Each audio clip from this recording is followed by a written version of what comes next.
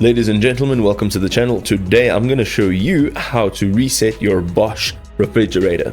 Okay, ladies and gentlemen, so if your Bosch refrigerator is not cooling properly or it's displaying an error code, there is a simple reset that is often resolving the common issues that are related to these problems without requiring a professional serviceman to do so.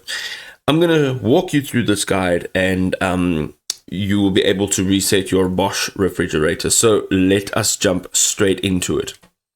First of all, you need to remove an ice cold beverage from the fridge and open it up.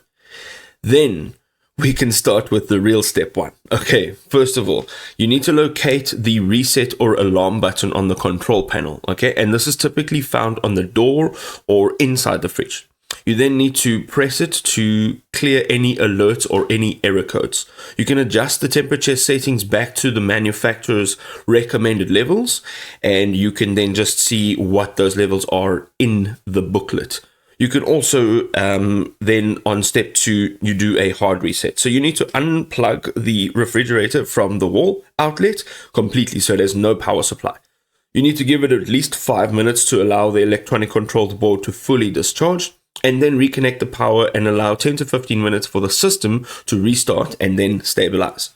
The last step over here is some additional troubleshooting. So you need to clean the condenser coils. This is located at the back of the fridge or underneath the fridge, and this will improve the cooling efficiency.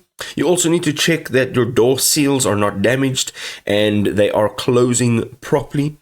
And then the last thing is, if the problem does persist after the reset, you need to consult your user manual or contact Bosch customer service directly for additional assistance.